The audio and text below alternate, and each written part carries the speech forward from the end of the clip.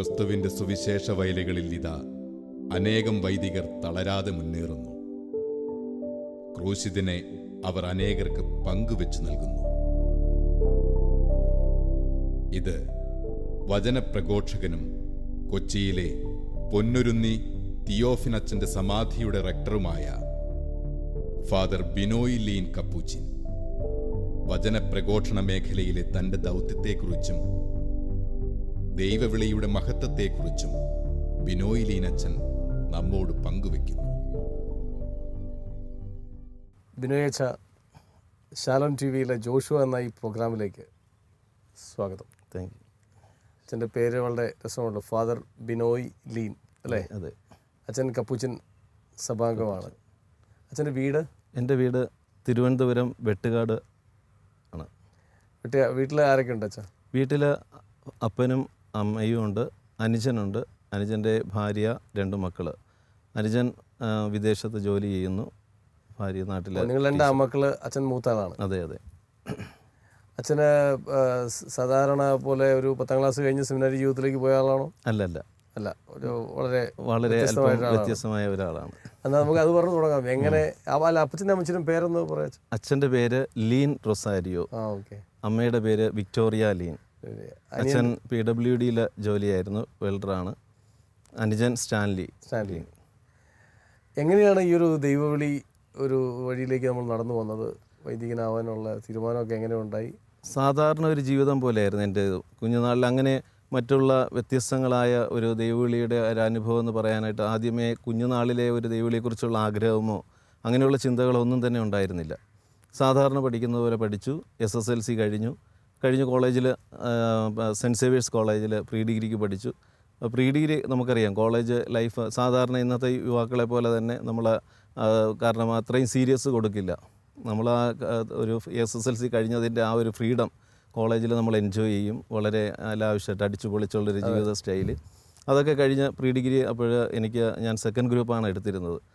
ഫിസിക്സും കെമിസ്ട്രിയും ഒക്കെ ഫെയിലിയറായി കഴിഞ്ഞപ്പോൾ തന്നെ വീട്ടിൽ ഉടനെ പറഞ്ഞു, ഇനി അങ്ങനെയാണെങ്കിൽ IT ചേരാൻ പറഞ്ഞു. അപ്പോൾ IT ഒരു വെൽഡർ ട്രേഡ് എടുത്തു, അത് പഠിച്ചു. അത് കഴിഞ്ഞിട്ട് സാധാരണ ഒരു പള്ളിയിൽ പോവും, പ്രാർത്ഥിക്കും, അതുപോലെ തന്നെ KTSത്തിലൊക്കെ പങ്കെടുക്കും. എങ്കിലും ഒരു ദൈവാനുഭവത്തിൻ്റെ ഒരു ജീവിതം എന്ന് പറയാൻ പറ്റില്ല. അനുഷ്ഠാനങ്ങളുടെ ഒരു ജീവിതമായിരുന്നു സത്യം പറഞ്ഞാൽ. അനുഷ്ഠാനങ്ങൾ, പള്ളിയിൽ പോകുന്നു, പ്രാർത്ഥിക്കുന്നു, എല്ലാം ഒരു അനുഷ്ഠാനം പോലെ എല്ലാം ചെയ്യുന്നു. വീട്ടിൽ കുടുംബ പ്രാർത്ഥനയിൽ പങ്കുചേരുന്നു.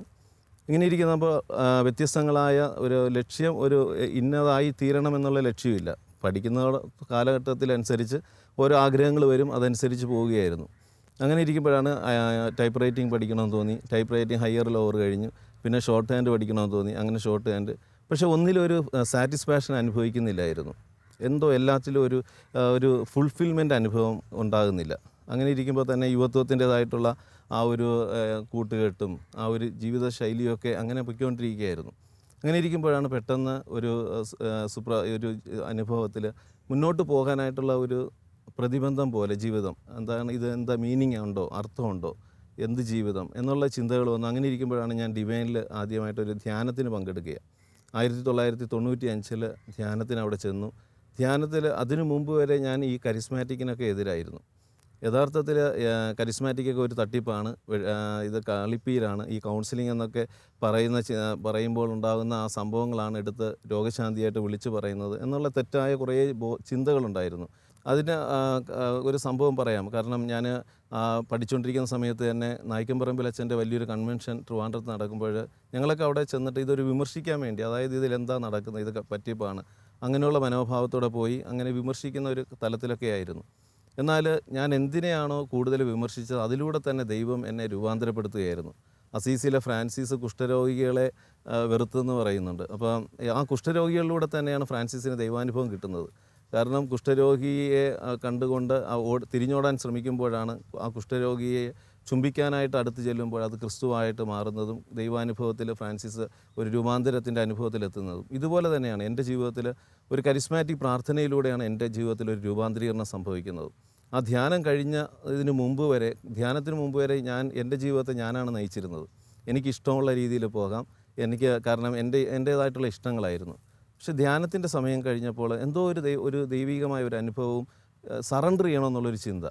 എന്തായാലും ഇനി ഞാനല്ല എൻ്റെ ജീവിതത്തെ നയിക്കേണ്ടത്, കാരണം ദൈവത്തിന് വിട്ടുകൊടുക്കണം. അങ്ങനെ ഞാൻ എൻ്റെ ജീവിതത്തെ സറണ്ടർ ചെയ്തു, ദൈവത്തിന് കൊടുക്കുക എന്നുള്ള രീതിയിൽ. പക്ഷെ ഒരിക്കലും ഒരു വൈദികനാകണം എന്ന് പോലും ചിന്തിച്ചിട്ടില്ല. കാരണം സറണ്ടർ ചെയ്യുക എന്ന് പറഞ്ഞാൽ ദൈവം ആഗ്രഹിക്കുന്ന രീതിയിൽ ജീവിക്കുക, നന്മ ചെയ്യുക, ഇങ്ങനെയുള്ള ചിന്തകളായിരുന്നു. അതിനു മുമ്പ് വരെ ഞാൻ ഈ ഭിക്ഷക്കാരെ കണ്ടാലും അതൊന്നും അവരൊന്നും ഗവനിക്കാറില്ല. അതുപോലെ തന്നെ സമൂഹത്തിൽ താഴ്ന്ന ഇടയിലുള്ളവരോടൊന്നും വലിയ ആ ഒരു ബന്ധം എനിക്ക് അങ്ങനെ ഇല്ല. എൻ്റെ അഹങ്കാരം ഉണ്ടായിരുന്നു. മതബോധന ക്ലാസ്സുകളിലൊക്കെ സെക്രട്ടറിയായി അങ്ങനെയുള്ള തലത്തിലൊക്കെ നിന്നതുകൊണ്ട്, കാരണം ഇതൊക്കെയാണ് ഒരു അനുഷ്ഠാനമാണ് ക്രൈസ്തവ ജീവിതം എന്നുള്ള ഒരു തെറ്റായ ഒരു ചിന്താഗതിയും അതിലൊരു അഹങ്കാരത്തിൻ്റെ മനോഭാവമൊക്കെ ഉണ്ടായിരുന്നു. പക്ഷേ അതെല്ലാം കർത്താവ് പൊളിച്ച് എന്നെ ഇറക്കി. അതിൽ നിന്ന് ഇറക്കിയിട്ട് ഒരു ദൈവാനുഭവത്തിലൂടെ എന്നെ ദൈവത്തിനായിട്ട് സറണ്ടർ ചെയ്യണമെന്നുള്ളൊരു ചിന്ത വന്നു. ഞാൻ സറണ്ടർ ചെയ്തു. അങ്ങനെ ഇരിക്കുമ്പോഴാണ് എൻ്റെ തന്നെ ഫാമിലിയിലുള്ള ചിലർ കുറ്റിക്കലച്ചനുമായിട്ട് ബന്ധപ്പെട്ട് പ്രവർത്തിക്കുന്നുണ്ടായിരുന്നു. അപ്പോൾ കുറ്റിക്കലച്ചൻ്റെ വർഷമാണ്, ആരംഭ കാലഘട്ടമാണ്. അച്ഛൻ ഈ ആകാശപ്പറവുകളെ സന്ദർശിക്കുകയും അവർക്ക് വേണ്ടി ജീവിതം കൊടുക്കുകയും ചെയ്യാനായിട്ടുള്ള ആരംഭഘട്ടമായിരുന്നു ആ സമയം. അങ്ങനെ ഇരുന്ന സമയത്ത് ഇവർ എന്നോട് പറഞ്ഞു, ഇങ്ങനെ ബിനോയ് ഒന്ന് ഈ കൂട്ടായ്മയിൽ വരിക, ഇവരോടൊപ്പമൊക്കെ ഒന്ന് പ്രവർത്തിക്കുക. അപ്പോൾ ധ്യാനം കഴിഞ്ഞതിൻ്റെ ആ സ്പിരിറ്റിൽ ഞാനപ്പോൾ ഇവരുടെ കൂടെ ഇറങ്ങിച്ചെന്നു. ഇവരോടൊപ്പം പ്രവർത്തിക്കുന്ന സമയത്ത് കുറ്റിക്കലച്ചനുമായിട്ട് ഒത്തിരി അടുത്ത് ഇടപെടാനായിട്ട് പറ്റി. അപ്പോഴൊക്കെ എൻ്റെ മനസ്സിലൊരു വല്ലാത്ത, കാരണം ഇങ്ങനെയും വൈദികരുണ്ട്. അച്ഛൻ്റെ ആ പാവപ്പെട്ടവരോടുള്ള സ്നേഹം, ഭിക്ഷക്കാരുടെ കൂടെ ഇരുന്ന് ഭക്ഷണം കഴിക്കുന്നു, അവരുടെ ഒരുമിച്ചിരുന്ന് ഭക്ഷണം കഴിക്കുന്നു, അവരെ പാരിപ്പുണരുന്നു. ഈ വൈദികൻ എന്നെ വല്ലാതെ സ്വാധീനിച്ചു. അപ്പോൾ കുറ്റിക്കലച്ചൻ്റെ ആ ഒരു ആത്മബന്ധം, അങ്ങനെ ഒരു നല്ലൊരു ബന്ധത്തിൽ ഞങ്ങളിങ്ങനെ പോകുന്നു. അച്ഛൻ ട്രിവാൻഡ്രത്ത് ഈ ശുശ്രൂഷ ചെയ്യാനായിട്ട് വരുമ്പോൾ ഞങ്ങൾ ചെല്ലുന്നു. അങ്ങനെ ഒരു സാധാരണ ഒരു ജീവിതം, യേശുവിന് വേണ്ടി എന്തെങ്കിലുമൊക്കെ ചെയ്ത് ജീവിക്കണം എന്നുള്ളൊരു ജീവിതശൈലിയായിരുന്നു. അങ്ങനെ ഇരിക്കുമ്പോഴാണ് ഈ FBAയുടെ കൂട്ടായ്മയുടെ ഒരു കൺവെൻഷൻ തൃശ്ശൂർ പീച്ചിയിൽ വെച്ച് കൂടുകയാണ്. അപ്പോൾ ഞാനും ട്രിവാൻഡ്രത്തെ പ്രതിനിധീകരിച്ച് ഞാനും കൂടെ പോയി. അവിടെ ചെന്ന് ഈ കൺവെൻഷനിൽ പങ്കെടുത്തുകൊണ്ടിരിക്കുമ്പോൾ എൻ്റെ അടുത്തൊരു ഫാമിലിയുണ്ട്. കുറ്റിക്കലച്ചൻ്റെ ആരംഭം മുതൽ പ്രവർത്തിക്കുന്നവരാണ്, ക്ലാര ചേച്ചിയും ജോസ് ചേട്ടനും.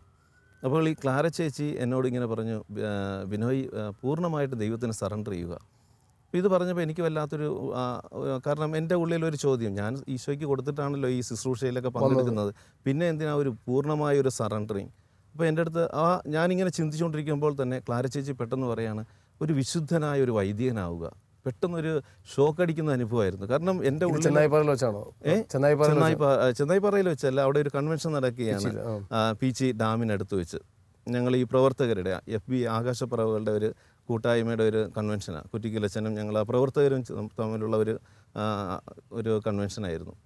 അപ്പോൾ ഇത് പറഞ്ഞു. അവിടെ സ്റ്റേജിൽ കുറ്റിക്കലച്ചൻ ക്ലാസ് എടുത്തുകൊണ്ടിരിക്കുമ്പോഴാണ് എൻ്റെ അടുത്തിരുന്ന ക്ലാര ചേച്ചി ഈ ഒരു പറഞ്ഞത്, പൂർണ്ണമായിട്ട് സറണ്ടർ ചെയ്യുക, വിശുദ്ധനായ ഒരു വൈദികനാവുക. പെട്ടെന്ന് എനിക്ക്, കാരണം ഞാൻ പെട്ടെന്ന് പറഞ്ഞു, അപ്പോൾ എനിക്ക് നല്ല ഏജുണ്ട്, 26-27 വയസ്സായി. ഈ സമയത്താണ് ഒരു വൈദികനാവുക എന്ന് ക്ലാര ചേച്ചി പറയുമ്പോൾ ഞാൻ പറഞ്ഞു, അയ്യോ അത് ശരിയാവില്ലല്ലോ, കാരണം ഞാൻ ദൈവത്തിന് വേണ്ടിയാണ് ജീവിതം കൊടുത്തത്, അതിനുവേണ്ടിയാണ് ഇങ്ങനെയൊക്കെ ചെയ്യുന്നത്, പിന്നെ ഒരു വൈദികനാകണോ? ഉടനെ പറഞ്ഞു, ഈ ക്ലാര ചേച്ചി പറഞ്ഞു, ഇല്ല, ഈശോ ഇത് ആഗ്രഹിക്കുന്നു.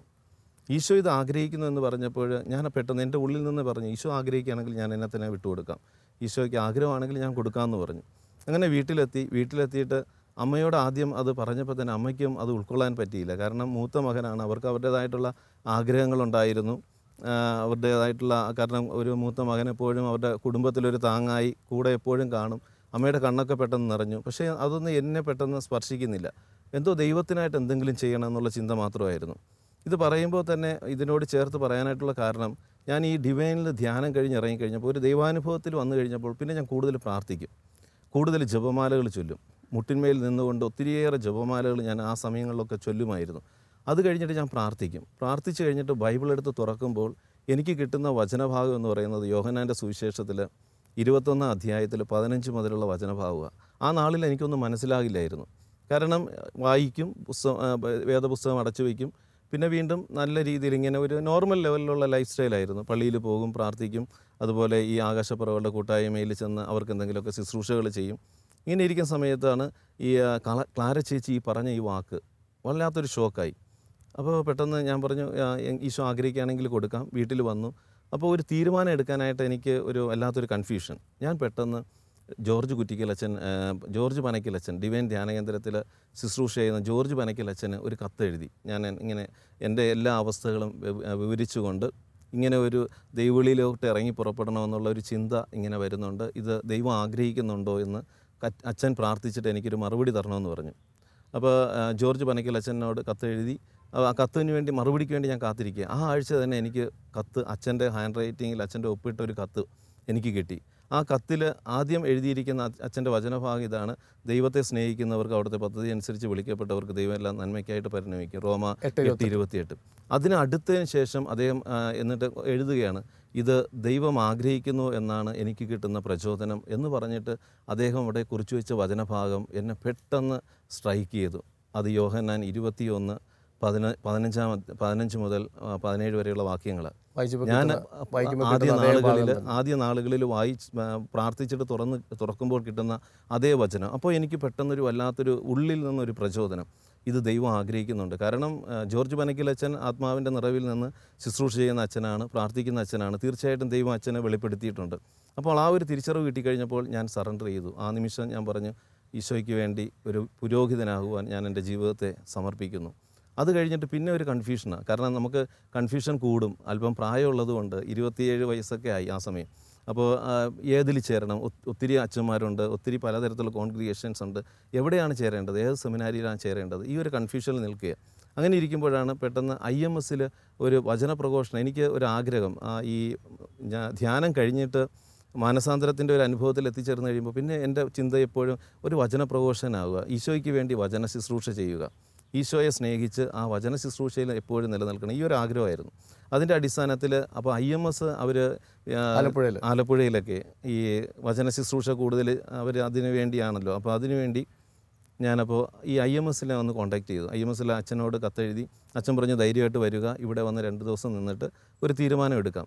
ഇങ്ങനെ ഇരിക്കുമ്പോഴാണ് ആ കാലഘട്ടത്തിലാണ് ഞങ്ങളുടെ ഇടവകയിൽ ബോബി അച്ഛൻ അവിടെ അച്ഛൻ്റെ ഓർഡിനേഷൻ കഴിഞ്ഞ് ആദ്യമായിട്ട് ആ ഇടവകയിൽ കുറച്ച് നാളത്തേക്ക് ഒരു പാസ്റ്ററൽ എക്സ്പീരിയൻസിന് വേണ്ടി അച്ഛൻ വരുന്നത്. അച്ഛനുമായിട്ട് സ്നേഹ സംഭാഷണമാകുന്നു, അച്ഛനുമായിട്ട് സംസാരിക്കുന്നു. ഇങ്ങനെ ഇരിക്കുമ്പോഴാണ് ഞാൻ അച്ഛനോട് എൻ്റെ ഈ ആഗ്രഹം പറഞ്ഞു. അപ്പോൾ അച്ഛൻ പറഞ്ഞു, ബിനോയ് ഇത്രയും വളർന്ന പ്രായമുള്ളത് കൊണ്ട് വചന ഫീൽഡിൽ പോവുകയാണെങ്കിൽ IMS ഒരുപക്ഷെ നന്നായിരിക്കും.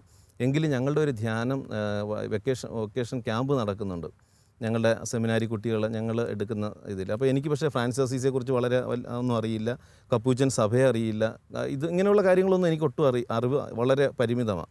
അപ്പോൾ അച്ഛൻ പറഞ്ഞു, എന്തായാലും ഞങ്ങളുടെ സെമിനാരിയിൽ ഒരു ക്യാമ്പ് നടക്കുന്നുണ്ട്, വന്ന് ജസ്റ്റ് ഒന്ന് ഷെയർ പങ്കെടുക്കുക, ഈ ക്രിസ്ത്യൻ ധ്യാനത്തിലൊക്കെ പങ്കെടുക്കുന്ന പോലെയുള്ള മനോഭാവത്തിൽ വന്നാൽ മതി. കൊച്ചു കുട്ടികളൊക്കെ ആയിരിക്കും, അപ്പോൾ അവരോടൊക്കെ അഡ്ജസ്റ്റ് ചെയ്താണ്. കാരണം ആ സമയത്ത് എനിക്ക് 27 വയസ്സുണ്ട്. അപ്പോൾ ആ 2005-6 അപ്പോൾ ആ ക്യാമ്പിൻ്റെ സമയത്താണ്. അപ്പോൾ അവിടെ ചെന്നു. ഞാനവിടെ ക്യാമ്പിൽ പങ്കെടുക്കുന്ന സമയത്ത് എല്ലാം എന്തോ ഇതിനു മുമ്പേയൊക്കെ ധ്യാനത്തിന് മുമ്പേയൊക്കെ വരെ എനിക്ക് എന്തോ എൻ്റെ ഒരു അഹങ്കാരത്തിൻ്റെ ഒരു ഇതുണ്ടായി. അതുകൊണ്ട് പിന്നെ അത് മാറിക്കഴിഞ്ഞപ്പോൾ കുട്ടികളുമായിട്ടൊക്കെ ഇടപെടാൻ വളരെ ഫ്രീയാണ്. എനിക്ക് തന്നെ ഒരു കാരണം ചെറുതാണെന്ന് അങ്ങനെയുള്ളൊരു ചിന്തയൊന്നുമില്ല. ഇവർ കുട്ടികളാണ്, ഞാൻ വലുതാണ്, അങ്ങനെ ഒരു ചിന്തയൊന്നുമില്ല. ഞാനും അവരെ പോലെയാണെന്നുള്ളൊരു ചിന്ത ഉള്ളിൽ ഇങ്ങനെ വന്നതുകൊണ്ട് എല്ലാം ക്യാമ്പിനൊക്കെ നന്നായിട്ട് പങ്കെടുക്കാൻ പറ്റി. അവരുടെ ആ പ്രോഗ്രാമിലൊക്കെ ആക്റ്റീവായിട്ട് പങ്കെടുത്ത് കഴിഞ്ഞപ്പോൾ ഈ ക്യാമ്പിൽ പങ്കെടുക്കുമ്പോൾ തന്നെ ഈ കപ്പൂച്ചൻ അച്ഛന്മാർ അവിടെ ഇരുന്ന് ചിരിക്കുന്നതും പൊട്ടിച്ചിരിക്കുന്നതും അവരുടെ സന്തോഷമൊക്കെ പെട്ടെന്ന് എന്നെ വല്ലാതെ ആകർഷിച്ചു. അപ്പോൾ ഞാൻ തോന്നി, എന്തായാലും കപ്പൂച്ചൻ അച്ഛനാകാം, ഇവിടെ തന്നെ ചേരാം, IMSൽ വേണ്ട. അപ്പോൾ ഞാൻ ബോബി അച്ഛനോട് പറഞ്ഞു, അച്ഛാ എനിക്ക് ഇവിടെ തന്നെ ചേരാനാണ് ആഗ്രഹം. അത് കഴിഞ്ഞപ്പോൾ സെലക്ഷനുണ്ട്, ഇൻ്റർവ്യൂ ഉണ്ട്, കുറേ കാര്യങ്ങളുണ്ട് ഇതിന്. കാരണം നമുക്കൊരു അച്ഛനാകണമെന്ന് ആഗ്രഹിച്ചാൽ തന്നെ പെട്ടെന്ന് കയറി അച്ഛനാകാൻ പറ്റുന്നതല്ല, അതിൻ്റേതായിട്ടുള്ള ഫോർമാലിറ്റീസൊക്കെ ഉണ്ട്. അപ്പോൾ അവർ ഇൻ്റർവ്യൂ ചെയ്തു. അത് കഴിഞ്ഞിട്ട് കുറച്ച് അതിൻ്റേതായിട്ടുള്ള സമയവും അത് കാത്തിരിക്കണം അല്പം. അപ്പോൾ എനിക്ക് ആ സമയങ്ങളിലൊക്കെ ഭയങ്കര ഉത്കണ്ഠ, എനിക്ക് കിട്ടുമോ, ഞാൻ അച്ഛനാകാൻ പറ്റുമോ, അവരെന്നെ സെലക്ട് ചെയ്യുമോ? കാരണം ഈ ഇത്രയും പ്രായം, പിന്നെ ഞാൻ എൻ്റെ പഴയകാല ജീവിതത്തിൽ, കാരണം ഞാൻ ഈ അടിച്ചു പൊളിച്ചുള്ളൊരു ലൈഫ് സ്റ്റൈലായിരുന്നല്ലോ, അപ്പോൾ ഇതൊക്കെ ശരിയാവുമോ എന്നുള്ള ചിന്തകൾ. പക്ഷേ പെട്ടെന്ന് സെലക്ഷൻ കിട്ടി. അവർ പറഞ്ഞ് സെലക്ഷൻ കിട്ടി, വന്നോളാൻ പറഞ്ഞു. ഞാൻ അങ്ങനെ സെമിനാരിയിൽ ആദ്യത്തെ വർഷം ആലപ്പുഴയിൽ സെമിനാരിയിൽ ചേരുകയാണ്. ഞങ്ങളൊരു 28 പേരുണ്ടായിരുന്നു, 28 പേര് ആദ്യത്തെ ആ ബാച്ചിൽ, എൻ്റെ ബാച്ചിൽ. ആ 28 പേരിൽ ഇന്ന് അച്ഛന്മാരായിട്ട് ശുശ്രൂഷ ചെയ്യുന്നത് 6 പേരാണ്. അപ്പോൾ ഈ 28 പേര് ആരംഭം മുതലേ വളരെ നല്ല രസകരമായ ഒരു അനുഭവം, പ്രാർത്ഥനയും ഒരു കൂട്ടായ്മയുടെ ഒരു ജീവിതം സെമിനാരി കാലഘട്ടത്തിൽ. ഞാൻ ഒരു പക്ഷേ വൈദിക പരിശീലനത്തിൻ്റെ ചില അനുഭവങ്ങളിലേക്ക് നമുക്ക് വരാം. അപ്പോൾ എന്തായാലും ഏറെ സന്തോഷം. കാരണം അച്ഛൻ്റെ ഈ ഒരു വഴി എങ്ങനെ കപ്പൂച്ചിൻ സഭയിൽ എത്തിപ്പെട്ടു എന്നുള്ള ഒരു കാര്യം കേൾക്കുന്നതിലേറെ സന്തോഷം. പ്രത്യേകിച്ച് കുറ്റിക്കലച്ഛൻ്റെ ഒരു കാര്യം, ഞാനും വളരെ അടുപ്പമുള്ള ഒരാളാണ് കുറ്റിക്കലച്ഛൻ. എനിക്ക് എൻ്റെ ജീവിതത്തിൽ ഏറ്റവും കൂടുതൽ സ്വാധീനിച്ചിട്ടുള്ള വ്യക്തികളിൽ ഒരാളാണ്. അച്ഛൻ്റെ ഈ ആദ്യകാലത്തെ ധ്യാനങ്ങളുടെ സമയം മുതൽ അസോസിയേറ്റ് ചെയ്യാൻ പറ്റിയിരുന്നു. ഞാൻ പറയാൻ കാരണം ആ ഒരു വഴി എത്ര മനോഹരമായിട്ടാണ് ദൈവം ഘട്ടം ഘട്ടമായിട്ട് ക്ലാര ചേച്ചിയിലൂടെ സംസാരിച്ചതും അത് വളരെ സ്ട്രോങ് കൺവിക്ഷനായിട്ട് കിട്ടുന്നതും പനക്കിലച്ഛൻ്റെ കത്ത്, അത്രയും തിരക്കുള്ള അച്ഛനൊരു കത്ത് എഴുതിയെന്ന് പറയുന്നതും ആ കത്തിൽ അച്ഛൻ നാളുകളായി പ്രാർത്ഥിച്ചിരുന്ന അതേ ദൈവവചനം തന്നെ കിട്ടുക എന്നൊക്കെ പറയുന്നതും ദൈവം എത്ര ഭംഗിയായിട്ടാണ് ആ കൃത്യമായ വഴിയിലൂടെ നയിച്ചത് അച്ഛനെ. എന്നാണ് വൈദികനായത് അച്ഛൻ? ഞാൻ 2007 ഡിസംബർ 29 ഏകദേശം 11 അല്ലേ, 11 വർഷം കഴിഞ്ഞു. 12ാമത്തെ വർഷത്തിലേക്ക് നമ്മൾ കയറുകയാണ്. മനോഹരമായൊരു കാര്യം. ഞാൻ അച്ഛൻ ഇന്ന് ഒരു കപ്പൂച്ചിൻ സഭാ വൈദികൻ എന്ന നിലയിൽ, പ്രത്യേകിച്ച് ഫ്രാൻസിസ് അസീസിയെ കുറിച്ച് അറിയാതെ പോലും ഇരുന്ന ഒരാളെ ദൈവം ഫ്രാൻസിസ് അസീസിയുടെ ഒരു കോൺഗ്രിഗേഷനിൽ തന്നെ എത്തിച്ച് ഒരു കപ്പൂച്ചിൻ വൈദികനായിരിക്കുന്നതിൽ ഏറ്റവും പ്രധാനപ്പെട്ട ഒരു കാര്യം എന്താ വെച്ചാൽ? സത്യം പറഞ്ഞാൽ ഇപ്പോൾ ഞാൻ ഒത്തിരി അഭിമാനിക്കുന്നുണ്ട്. പ്രത്യേകിച്ചൊരു ഫ്രാൻസിസ്കൻ വൈദികൻ ഫ്രാൻസിസ് അസീസിയുടെ ആ ഒരു സ്പിരിച്വാലിറ്റിയിൽ നിന്നുകൊണ്ട് സഭയോട് ചേർന്ന് ശുശ്രൂഷ ചെയ്യാൻ കിട്ടിയ ഭാഗ്യമെന്ന് പറയുന്നത് വളരെ വലിയൊരു ഭാഗ്യമാണ്. കാരണം രണ്ടാം ക്രിസ്തു എന്നാണ് ഫ്രാൻസിസ് അസീസി അറിയപ്പെടുന്നത്. ഫ്രാൻസിസിനെ നമ്മൾ അദ്ദേഹത്തിൻ്റെ സ്പിരിച്വാലിറ്റി അത് ഫോളോ ചെയ്യുമ്പോൾ യഥാർത്ഥത്തിൽ ക്രിസ്തുവിനെ തന്നെയാണ് ഫോളോ ചെയ്യുന്നത്. അതുമാത്രമല്ല, ഈ കാലഘട്ടത്തിൽ ഇന്ന് എല്ലാ സകല മേഖലകളിലും ഈ ഫ്രാൻസിസിൻ്റെ ആ ഒരു ആധ്യാത്മികത കടന്നു ചെല്ലുന്നുണ്ട്. എന്തിനേറെ നമ്മുടെ ഇപ്പോഴത്തെ ഫ്രാൻസിസ് പാപ്പ പോലും ഫ്രാൻസിസ്കൻ ആധ്യാത്മികതയോട് അദ്ദേഹം വളരെ വല്ലാത്തൊരു അടുപ്പം പുലർത്തുന്നുണ്ട്. അദ്ദേഹം ആ പേര് സ്വീകരിക്കാൻ കാരണം. അപ്പോൾ ഫ്രാൻസിസ്, കാരണം മറ്റ് വിശുദ്ധന്മാരിൽ നിന്ന് ഫ്രാൻസിസിനെ വ്യത്യസ്തനാക്കുന്ന ക്രിസ്തുവിനെ അത്രമാത്രം ആഴമായി അനുഭവിക്കണമെന്നുള്ള ഒരു അഭിവാഞ്ചിയ. അതിനേക്കാളുപരി ഞാൻ പിന്നെ ഇപ്പോൾ അടുത്തറിയുമ്പോൾ, കാരണം അദ്ദേഹം ദൈവവചനത്തോട് വളരെ വല്ലാത്ത പ്രാധാന്യം കൊടുത്തിട്ടുണ്ട്. വചനം അത് ഈശോ പറഞ്ഞ വചനം തന്നെയാണെന്നുള്ള ഇതാണ്. ഒരു വചനം വഴിയിൽ കിടക്കുമ്പോൾ തന്നെ അദ്ദേഹം അത് ഭവ്യതയോടെ എടുത്ത് പ്രധാനപ്പെട്ട സ്ഥലത്തെടുത്ത് വയ്ക്കും. ദൈവവചനത്തെ അക്ഷരാർത്ഥത്തിൽ അദ്ദേഹം വിശ്വസിച്ചു, ലിറ്ററലി തന്നെ വിശ്വസിച്ചെന്ന് പറയാം. ആ വചനം വായിക്കുമ്പോൾ അത് അപ്രകാരം തന്നെ സംഭവിക്കുമെന്ന് ഫ്രാൻസിസ് വിശ്വസിച്ചു. അദ്ദേഹത്തിൻ്റെ ജീവിതശൈലി അതായിരുന്നു. എൻ്റെ ജീവിതത്തിലും യഥാർത്ഥത്തിൽ വചനം എന്നെ ഒത്തിരി സ്വാധീനിച്ചിട്ടുണ്ട്. എൻ്റെ ദൈവവിളിക്ക് പ്രധാന ഘടകമായതും ഈ ദൈവവചനം തന്നെയാണ്. അതുകൊണ്ട് അസീസിലെ ഫ്രാൻസിസിൻ്റെ ആ സഭയിൽ തന്നെ അദ്ദേഹം വചനത്തിന് വേണ്ടി, ക്രിസ്തുവിന് വേണ്ടി, ക്രൂശിതനായ ക്രിസ്തുവിന് വേണ്ടി ജീവിതം കൊടുത്തു. അപ്പോൾ എൻ്റെ ജീവിതശൈലിയും ഞാൻ ആഗ്രഹിക്കുന്നതും അതുതന്നെയാണെന്ന് ഇപ്പോൾ തിരിച്ചറിയുമ്പോൾ ഞാൻ ഒത്തിരി അഭിമാനിക്കുന്നുണ്ട് ഒരു ഫ്രാൻസിസ്കൻ വൈദികൻ എന്നുള്ള നിലയിൽ. ഇപ്പോൾ അച്ഛൻ എറണാകുളത്ത് പൊന്നുരുന്നി ആശ്രമത്തിലാണ്. അപ്പോൾ വൈദികനായതിനു ശേഷം എവിടെയൊക്കെയായിരുന്നു അച്ഛൻ്റെ കാലഘട്ടം? വൈദികനായിട്ട് ആദ്യമായിട്ട് ഞാൻ അപ്പോയിൻമെൻറ്റ് എനിക്ക് കിട്ടുന്നത് ആദ്യം എറണാകുളത്തായിരുന്നു വന്നത്. ആദ്യത്തെ പൊന്നുരുന്നിയിൽ വന്നു. അത് കഴിഞ്ഞിട്ട് ഞാൻ പൊന്നുരുന്നിയിൽ കുറച്ച് നാൾ സേവനം കഴിഞ്ഞതിന് ശേഷം ഞാൻ പിന്നെ നേരെ കൊല്ലം സാൻബിയോ റിട്രീറ്റ് സെൻ്ററുമായിട്ട് ബന്ധപ്പെട്ട് അവിടെ ശുശ്രൂഷ ചെയ്യായിരുന്നു. അപ്പോൾ അവിടെ ഒരു 3 വർഷക്കാലം ഞാൻ ഒരു കപ്പൂച്ചൻ മിഷൻ ബാൻഡ്, ഞങ്ങൾക്കൊരു ധ്യാന ടീമുണ്ട്. കപ്പൂച്ചൻ മിഷൻ ധ്യാനത്തിൻ്റെ ഡയറക്ടറായിട്ട് എന്നെ അപ്പോയിൻമെൻറ്റ് ചെയ്തു. അങ്ങനെ ആ ഒരു 3-4 വർഷം അതുമായിട്ട് ബന്ധപ്പെട്ട് ഓരോ ഇടവുകളിലും ചെന്ന് ധ്യാനം നടത്തുക, കുടുംബ സന്ദർശനം നടത്തുക. അപ്പം അങ്ങനെ ഈ വചനവുമായിട്ട് ബന്ധപ്പെട്ട് തന്നെ ശുശ്രൂഷ ചെയ്യാനായിട്ട് എനിക്കൊരു അവസരം കിട്ടി. കാരണം ഞാൻ സെമിനാരിയിൽ ചേരുമ്പോൾ തന്നെ എനിക്കൊരാഗ്രഹം വചനപ്രഘോഷണ മേഖലയിൽ തന്നെ നിൽക്കുക. ഇപ്പോഴും എൻ്റെ അവസാനത്തെ ആഗ്രഹം അത് തന്നെയാണ്. കാരണം എപ്പോഴും ദൈവവചനത്തോട് ചേർന്ന് വചന ശുശ്രൂഷ ചെയ്തുകൊണ്ട് തന്നെ ജീവിതത്തെ മുന്നോട്ട് നയിക്കുക. അതോടൊപ്പം തന്നെ വൈദികൻ്റെ ഏറ്റവും പരമപ്രധാനമെന്നുള്ള 2 ദൗത്യമാണ് വചനപ്രഘോഷണവും വിശുദ്ധ ബലിയർപ്പണവും. ഇത് രണ്ടും എൻ്റെ ജീവിതത്തോട് എപ്പോഴും ചേർത്ത് പോകണമെന്നാണ് ആഗ്രഹം. അച്ഛൻ വൈദിക പരിശീലനത്തിന് ചേർന്ന കപ്പൂച്ചിൻ സഭയിൽ ചേർന്ന കാലഘട്ടത്തിൻ്റെ ഒരു പ്രത്യേകത എന്ന് പറയുന്നത്, അച്ഛൻ ആകാശപ്പറവുകളുടെ നല്ല പ്രവർത്തനത്തിൻ്റെ പശ്ചാത്തലം, ഡിവൈനിൽ പോയി ധ്യാനം കൂടി അത്തരം ഒരു കരിസ്മാറ്റിക് ആധ്യാത്മികതയിലേക്കുള്ള നല്ലൊരു എക്സ്പോഷർ, ഇത്തരം 2 വ്യത്യസ്തങ്ങളായ സഭയിലെ പ്രധാനപ്പെട്ട 2 വഴികളിലൂടെ നടന്ന് കപ്പൂച്ചിൻ ആശ്രമത്തിലെത്തിയപ്പോൾ അല്ലെങ്കിൽ സെമിനാരിയിലെത്തിയപ്പോൾ അതെങ്ങനെ അച്ഛൻ്റെ വൈദിക പരിശീലനത്തെ സഹായിച്ചു എന്നൊന്ന് പറയാൻ പറ്റും? ഒത്തിരി സഹായിച്ചിട്ടുണ്ട്. കാരണം ഫ്രാൻസിസ്കൻ സ്പിരിച്വാലിറ്റി തന്നെയായിരുന്നു ഇത് രണ്ടും. കാരണം വചനപ്രഘോഷണവും ഫ്രാൻസിസ് കുഷ്ഠരോഗികളെ ശുശ്രൂഷിച്ചിരുന്നു. ഒത്തിരിയേറെ ഈ ശുശ്രൂഷ മേഖലകളിൽ ഇങ്ങനെ പ്രവർത്തിച്ചിരുന്നു. അപ്പോൾ ഇത് രണ്ടും മിങ്കിൾ ചെയ്ത് പോകാനായിട്ട് പറ്റുന്നുണ്ട്. കാരണം നമ്മളായിരിക്കുന്ന സമൂഹത്തിൽ താഴേക്കിടയിലുള്ളവരോട് ഇടപെടാനും ഒന്ന് എളിമപ്പെടാനും ഇതൊത്തിരി എന്നെ സഹായിച്ചിട്ടുണ്ട്. മറ്റുള്ളവരുമായിട്ടുള്ള ബന്ധങ്ങളിൽ. അതുപോലെ തന്നെ സെമിനാരി പരിശീലന കാലഘട്ടത്തിൽ ഞങ്ങൾക്ക് ഈ പോസ്റ്റ് നോഷ്യേറ്റ് ആ പീരീഡിൽ ഡൽഹിയിൽ കുഷ്ഠരോഗികളുടെ ഇടയിൽ ശുശ്രൂഷ ചെയ്യാനായിട്ടുള്ള ഒരു അവസരം വന്നു. അപ്പോൾ ആ സമയത്തൊക്കെ എനിക്ക് വളരെ ഇൻട്രസ്റ്റ് ആയിരുന്നു. കാരണം ഞാൻ ഈ കുറ്റിക്കലച്ചൻ്റെ കൂടെ ഉണ്ടായിരുന്ന സമയത്തൊക്കെ ഞാൻ ഈ ഭിക്ഷാടകരുടെ മുടിയൊക്കെ വെട്ടും, ഷേവ് ചെയ്ത് കൊടുക്കും. അപ്പോൾ ഈ പരിശീലന കാലഘട്ടത്തിൽ ഇങ്ങനെ ഒരു പ്രോഗ്രാം ഞങ്ങൾക്ക് ഉണ്ടായിരുന്ന സമയത്ത് അത് വളരെ എൻജോയ് ചെയ്യാനായിട്ട് പറ്റി. ഈ മദർ തെരേസയുടെ ആ കുഷ്ഠരോഗികളുടെ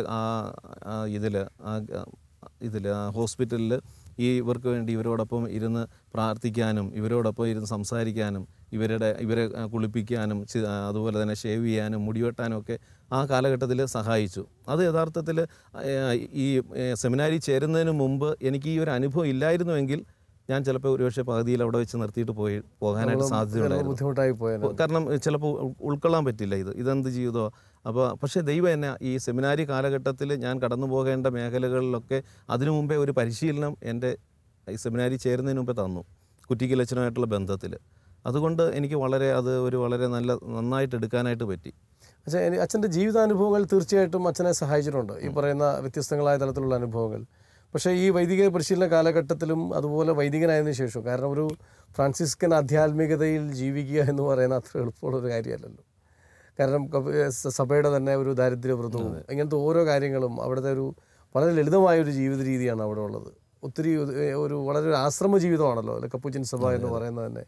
അപ്പോൾ ഇത്തരം ഒരു സാഹചര്യങ്ങൾ വളരെ ചെറുപ്പക്കാരനായിട്ട് അടിച്ചു പൊളിച്ച് തീപ്പൊരിയായിട്ട് നടന്നിരുന്ന ഒരാൾ ഈ ജീവിതാനുഭവങ്ങളെ കൂടാതെ മറ്റെന്താണ് അച്ഛന് ഇത്തരമൊരു ആധ്യാത്മികതയിൽ നിലനിന്ന് പോകാൻ അച്ഛനെ സഹായിക്കുന്ന കാര്യങ്ങൾ?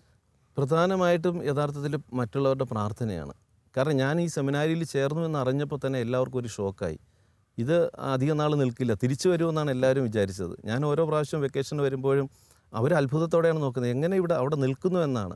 ഇതൊരു ഒളിച്ചോട്ടമാണോ എന്നാണ് പോലും ചിലർ ചിന്തിച്ചത്. കാരണം കുറച്ച് നാൾ അവിടെ നിന്നിട്ട് ചിലപ്പോൾ തിരിച്ച് വീണ്ടും വരും, ആ ഒരു ചിന്തയായിരുന്നു. പക്ഷേ എന്നെ അടുത്തറിയാവുന്നവർ എനിക്ക് വേണ്ടി ഒത്തിരി പ്രോത്സാഹിപ്പിക്കും, പ്രാർത്ഥിക്കും. അതോടൊപ്പം തന്നെ എനിക്കറിയാവുന്ന ഒത്തിരി വൈദികരുമായിട്ടൊക്കെ ബന്ധമുണ്ടായിരുന്നു. കാരണം സെമിനാരി പോകുന്നതിന് മുമ്പ് തന്നെ ഇടവകയിൽ മതബോധന മേഖലകളിലും അതുപോലെ തന്നെ ഇടവക അജപാലന ശുശ്രൂഷ മേഖലകളിലൊക്കെ പ്രവർത്തിച്ചതുകൊണ്ട് ഒത്തിരി വൈദികരുമായിട്ടൊക്കെ ഒരു ലിങ്ക് ഉണ്ടായിരുന്നു. പല ആൾക്കാരുമായിട്ട് സഹായിച്ച വൈദികരുടെ പേരുകളും പറയാം. ഫാദർ സുജന ഉണ്ടായിരുന്നു, അതുപോലെ തന്നെ മരിച്ചുപോയ ഫാദർ ഡിക്കോസ്റ്റ, അവരുടെയൊക്കെ തിരുവനന്തപുരം രൂപതയിലെ ഫാദർ ഡിക്കോസ്റ്റ, അതുപോലെ അത് തന്നെ സി ജോസഫ്, അവരുടെയൊക്കെ, കാരണം അവരൊക്കെ ഇവരുമായിട്ടൊക്കെ അടുത്തൊരു ബന്ധമുണ്ടായിരുന്നു. അപ്പോൾ അവരുടെയൊക്കെ പ്രാർത്ഥനയും പ്രോത്സാഹനവും ഒക്കെ ഒത്തിരി എന്നെ സഹായിച്ചിട്ടുണ്ട്. പിന്നെ ഇവരുടെ ഈ പ്രായമായിട്ടുള്ള ഡിക്കോസ്റ്റ അച്ഛനൊക്കെ എന്ന് പറഞ്ഞാൽ വളരെ ഒരു ഇൻസ്പിറേഷണൽ ലൈഫാണ്. ഏത് സമയവും അവൈലബിളാണ് മറ്റുള്ളവർക്ക് വേണ്ടി. അതുപോലെ തന്നെ കൺഫെഷന് എപ്പോഴും കുമ്പസാരത്തിന് വേണ്ടി താല്പര്യം എടുത്തു നിൽക്കുന്ന ഒരു വൈദികൻ. അപ്പോൾ ഇവരുടെയൊക്കെ പ്രാർത്ഥന എനിക്ക് ഒത്തിരി കിട്ടി. അപ്പോൾ ഈ പരിശീലന കാലഘട്ടത്തിൽ എന്നെ കൂടുതൽ സഹായിച്ചത് ഇവരുടെയൊക്കെ പ്രാർത്ഥന, മധ്യസ്ഥ പ്രാർത്ഥന വളരെ ഒരു ശക്തിയാണ്. കാരണം എൻ്റെ ജീവിതം തന്നെ പ്രാർത്ഥനയിലൂടെ രൂപാന്തരപ്പെട്ടതാണ്. ഒരിക്കലും ഇന്നും എനിക്ക് അത്ഭുതമാണ്. ഞാനൊരു വൈദികൻ എന്ന് പറയുന്നത് തന്നെ എനിക്കൊരു അത്ഭുതമാണ്. കാരണം ഇത് പ്രാർത്ഥനയുടെ ഒരു ബലമാണ്. കാരണം ദൈവത്തിൻ്റെ വിസ്മയനീയനായ ദൈവത്തിൻ്റെ ഇടപെടലാണ് എൻ്റെ പൗരോഹിത്യ ജീവിതമെന്ന് എനിക്ക് പറയാനായിട്ട് പറ്റും. കാരണം ദൈവം വിസ്മയങ്ങൾ തീർക്കുന്നു. അതിലൊരു വിസ്മയമാണ് ബിനോയ് അച്ഛനായത്. സന്തോഷം അച്ഛൻ കേൾക്കുമ്പോൾ തന്നെ. കാരണം വിസ്മയനീയനായ ദൈവത്തിൻ്റെ ഒരു വിസ്മയകരമായ ഇടപെടലാണ് ബിനോയ് അച്ഛൻ എന്നുള്ള വൈദികൻ. തീർച്ചയായിട്ടും. കാരണം ദൈവത്തിനായിട്ട് നമ്മൾ ജീവിതം വിട്ടുകൊടുത്താൽ ദൈവം വിസ്മയങ്ങൾ തീർക്കും. അതാണ് എൻ്റെ ജീവിതം. കാരണം ഞാൻ എൻ്റെ ആദ്യ നാളുകളിൽ എൻ്റെ ജീവിതത്തെ ഞാൻ തന്നെയാണ് നിയന്ത്രിച്ചുകൊണ്ടിരുന്നത്. പക്ഷേ അവിടെ വിസ്മയങ്ങളൊന്നും എനിക്ക് കാണാൻ പറ്റിയില്ല. എല്ലായിടത്തും എന്തോ ഒരു ഫെയില്യൂറാണ്. എല്ലായിടങ്ങളിലും ഒരു വിരസത, ഒരു സന്തോഷമില്ലായ്മ. പക്ഷേ ദൈവത്തിനായിട്ട് വിട്ടുകൊടുത്ത് ദൈവത്തെ സ്നേഹിക്കാൻ തുടങ്ങിയപ്പോൾ എൻ്റെ ജീവിതം പോലും ഒരു വിസ്മയമായിട്ട് മാറി. അടിപൊളി അച്ഛൻ. കാരണം അച്ഛൻ ക്ലാരസ് ചേച്ചി പറഞ്ഞത് ഇതാണ്, പരിപൂർണമായി ദൈവത്തിന് സറണ്ടർ ചെയ്യുക, പരിപൂർണമായി ദൈവത്തിന് ജീവിതം വിട്ടുകൊടുക്കുക. അങ്ങനെ വിട്ടുകൊടുത്തപ്പോൾ ഉണ്ടായ മാറ്റമാണ് അച്ഛൻ പറയുന്നത്. ഒരു വിസ്മയമായി ജീവിതം മാറി എന്ന് ഇത്ര കോൺഫിഡൻ്റ് ആയിട്ട് പറയണമെങ്കിൽ എത്രമാത്രം ഭംഗിയായിട്ട് അച്ഛൻ്റെ ജീവിതം ഇന്ന് ആസ്വദിക്കുന്നുണ്ട്, സന്തോഷിക്കുന്നുണ്ട് ജീവിതത്തെക്കുറിച്ച് എന്നുള്ളത് വളരെ ക്ലിയറാണ്. പിന്നെ ഏറ്റവും രസകരമായ കാര്യം അച്ഛൻ്റെ രണ്ട് കാര്യങ്ങളാണ്. ഒന്ന്, അച്ഛൻ പറഞ്ഞ പോലെ സാധാരണ വ്യത്യസ്തമായ വളരെ സാധാരണക്കാരനായി നടന്ന ഒരാളാണ്. കുഞ്ഞുനാളിലൊന്നും അച്ഛനാവാൻ ഒരിക്കലും തോന്നിയിട്ടില്ല. പക്ഷേ ദൈവം വളരെ മനോഹരമായ വഴികളിലൂടെ ആകാശപ്പറവുകളുടെ അനുഭവമോ അല്ലെങ്കിൽ ധ്യാന കേന്ദ്രത്തിലെ അനുഭവമോ പ്രാർത്ഥനയിലുണ്ടായ അനുഭവമോ ദൈവവചനത്തിലെ പ്രചോദനമൊക്കെ എന്ത് ഭംഗിയായിട്ടാണ് കൊണ്ടുവന്നത്. ഏറ്റവും അവസാനം അച്ഛൻ പറഞ്ഞ മറ്റുള്ളവരുടെ പ്രാർത്ഥനയാണ് എൻ്റെ ബലമെന്ന് പറയുന്ന ആ തിരിച്ചറിവും അത് സമ്മതിക്കാനുള്ള എളിമയും ആ ദൈവാശ്രയത്വവും അച്ഛനെ ഇനിയും മുന്നോട്ട് കൊണ്ടുപോകട്ടെ എന്ന് ഞാൻ പ്രാർത്ഥിക്കുന്നു. ബിനോയ് അച്ഛനോടുള്ള ഈ ആദ്യത്തെ ഒരു എപ്പിസോഡ് നമുക്കിവിടെ അവസാനിപ്പിക്കണം. പക്ഷേ അടുത്ത എപ്പിസോഡിൽ കൂടുതൽ വിശേഷങ്ങൾ പറയണം. ആദ്യ എപ്പിസോഡിൽ ബിനോയ് അച്ഛ, ഫാദർ ബിനോയ് ലീൻ കപ്പൂച്ചിൻ എങ്ങനെ ഒരു വിസ്മയമായി എന്നതിൻ്റെ ആ നാൾ വഴികളാണ് അച്ഛൻ പങ്കുവച്ചത്. ഏറെ സന്തോഷം അച്ഛൻ. നന്ദി. ശിമയോനും യാക്കോബും യോഹന്നാനും വലകഴുകും വലക്കാരും വഞ്ചിക്കാരും. ശിമയോനും യാക്കോബും യോഹന്നാനും വലകഴുകും വലക്കാരും വഞ്ചിക്കാരും. ഒരു നിമിഷം കേൾക്കാമോ കേൾക്കാമോ, നിങ്ങൾക്കായി നൽകാം ഞാൻ ഇന്നൊരു സന്ദേശം. നിങ്ങളെ സാക്ഷാൽ മുക്കുവരാക്കാൻ ഉതകും സുവിശേഷം. നിങ്ങളെ സാക്ഷാൽ മുക്കുവരാക്കാൻ ഉതകും സുവിശേഷം. ആഴക്കടലിൽ പോകുവിൻ, ആഴത്തിൽ വലയെറിയുവിൻ. ആഴക്കടലിൽ പോകുവിൻ, ആഴത്തിൽ വലയെറി